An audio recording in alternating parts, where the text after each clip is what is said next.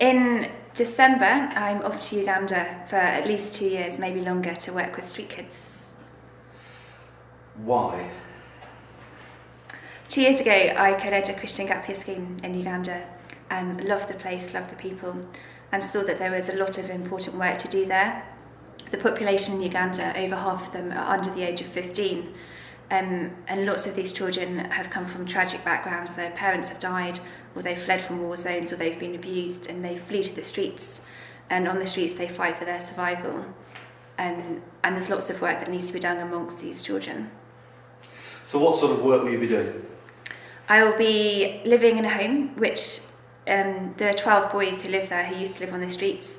They're between the ages of 4 and 14. In fact, the two most recent boys have only been there for about 3 weeks now, and they're 5 and 4, they're brothers. And in the home, my role will be to be Auntie Heidi, so to look after them, to help them with their schoolwork, to discipline them, to love them. And from a Christian perspective too, every night before they go to bed, we have a time of devotions where we read the Bible together, pray together, and sing together. So that will be my home. It's quite basic. There are no toilets, no showers, no hot water. Electricity comes and goes. And then during the day, I'll be doing some work in the slums. And in the slums, there's a programme which is very holistic. So they feed the children, give them clothes as necessary, help them with their education, play sport, play games, do arts and crafts. But most importantly, they have a time of spiritual reflection every day as well, where someone teaches them from the Bible. So what motivates you to do this? Ultimately, my Christian faith. I think it's important that those who say they are God's children do His work and live as Jesus would want them to live. So I think it's important as a Christian that I can go and help these children in whatever way I can. Have you always been a Christian? No, I haven't. I became a Christian when I was about 11 years old. I was brought up in a home where my mum was a Christian and my dad isn't. And my mum taught me and my brother and sister to go to church, to read the Bible, to pray. And when I was about 11, I realised that I had to make my own commitment to God. So I prayed a prayer, asking for His forgiveness, and saying that I would desire to live my life in a way to serve Him in a way that pleases Him. Have you always had a burning desire to be a missionary, if that's the right term?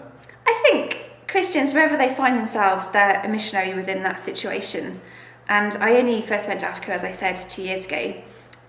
But since that time, I guess it's a calling to go back. There are some things that will be hard.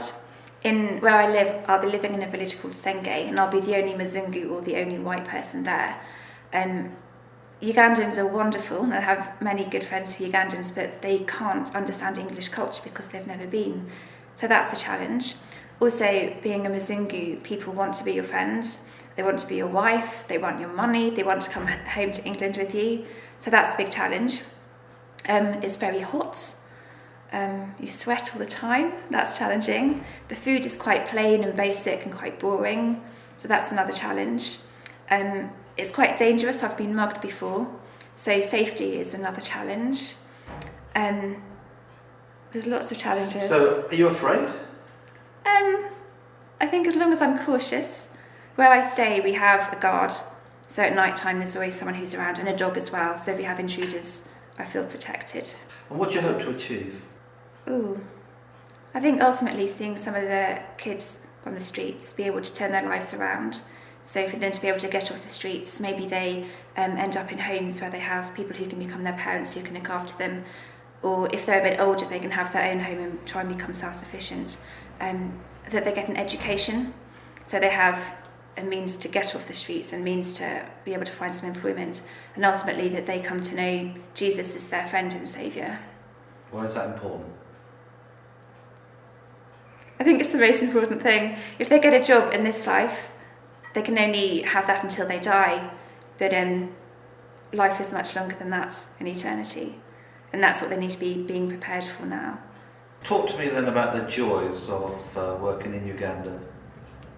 Okay, some of the exciting things are when you wake up in the morning, the sun is always shining, which is a wonderful way to start the day. Mind you, along with that, I also have the sound of a pig having its throat slit every morning as it squeals as it gets ready to be butchered into pork. So that's not quite so good, but the sun is good in the morning.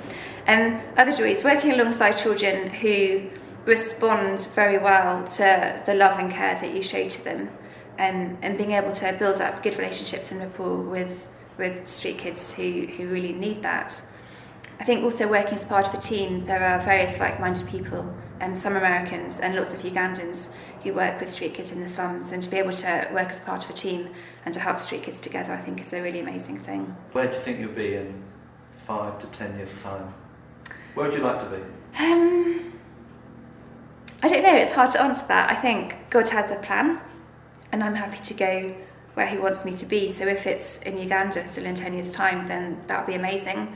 But maybe I'll be back in England working in another school somewhere. And that'd be equally amazing? Yeah, I guess so. If you're in Uganda, do come and say hi. And you can add me on Facebook because I've left school now.